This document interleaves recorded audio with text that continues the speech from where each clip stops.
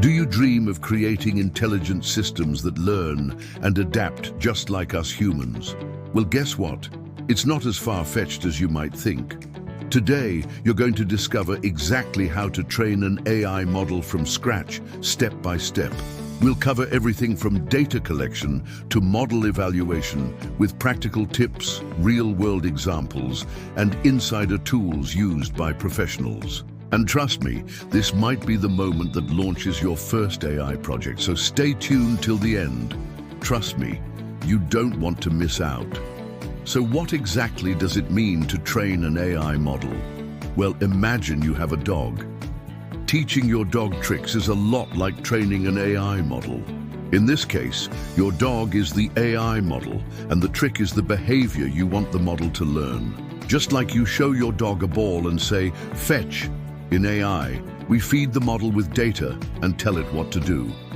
But here's the kicker.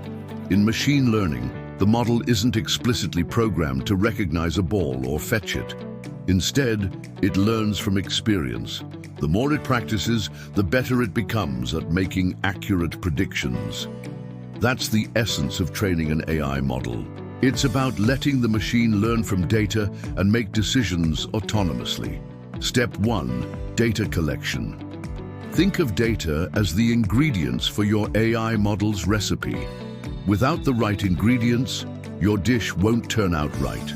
Similarly, without the right data, your AI model won't learn effectively. Here's where you gather the information your model will use to learn patterns and make predictions. Where can you find this treasure trove of information? Well, there are a few options. You could explore public datasets available on platforms like Kaggle, Google Dataset Search, or the UCI Machine Learning Repository. These repositories are like digital libraries, filled with a variety of datasets for different purposes. Alternatively, you could use APIs. Think of APIs as a way to access real-time information. For example, if you're interested in weather data, the Weather API can provide you with current and historical weather information. Or if you want to analyze tweets, the Twitter API can provide you with a stream of tweets based on your specified criteria. Finally, you might choose to collect your own data manually. For instance, if you're creating a model to recognize different types of flowers, you might take pictures of flowers and manually label them as you go. Step 2. Data cleaning and pre-processing. Raw data is like a diamond in the rough.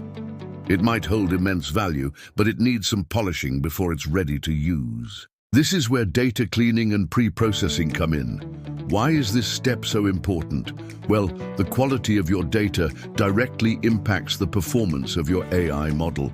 It's like trying to teach a child with a jumbled set of words instead of a coherent sentence. They wouldn't learn effectively. Similarly, an AI model can't learn much from messy or incomplete data. During this phase, you'll handle missing values, remove duplicates, and ensure that your data is in a suitable format for your model. You might also apply techniques like normalization or scaling to convert your data into a range that's easy for the model to work with.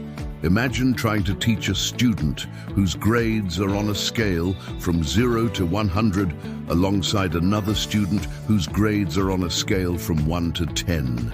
It wouldn't be very fair. In the same way, your AI model might perform better when all your features are on the same scale. Step 3. Splitting the dataset.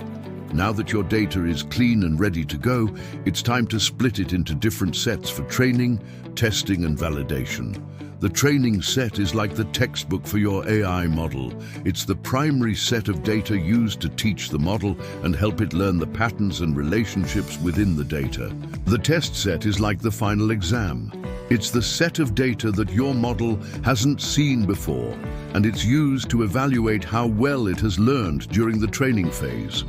Finally, the validation set is an optional set of data used to fine-tune your model's hyperparameters. Hyperparameters are like the settings of your AI model. By fine-tuning these settings, you can help your model learn more effectively. Step 4. Choosing the right model.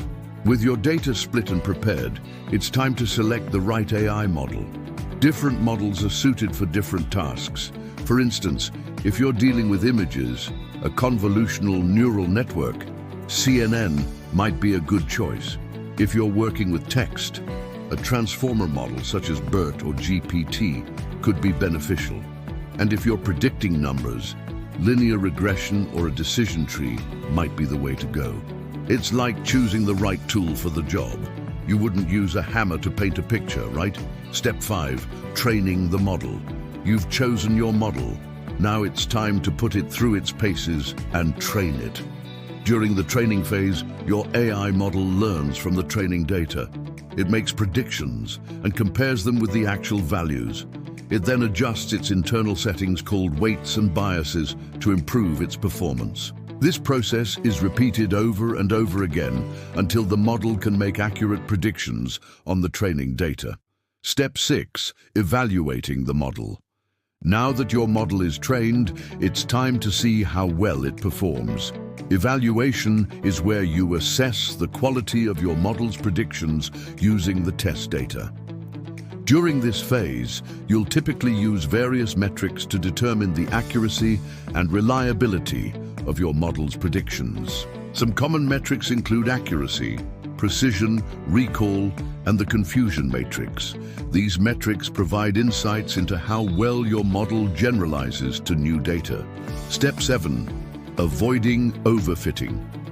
Overfitting is a common problem in machine learning where the model performs well on the training data but doesn't generalize well to new data.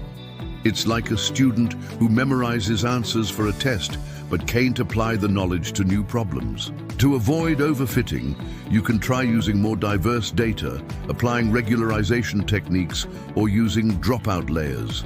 Step 8, real-world application. Congratulations, you've trained an AI model. Now it's time to put it to work in the real world. This could involve integrating your model into an application or system where it can process new data and make predictions. For example, you might develop a system that uses your trained model to detect fake invoices by extracting features from images and classifying them as fake or real.